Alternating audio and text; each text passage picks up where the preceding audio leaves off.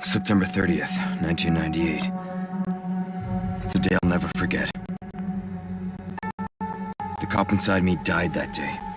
And that night, Raccoon City was wiped out, thanks to the bioweapons created by Umbrella. Somehow I made it out. Too many others weren't so lucky.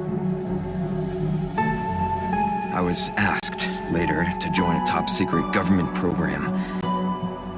Not that I had a choice.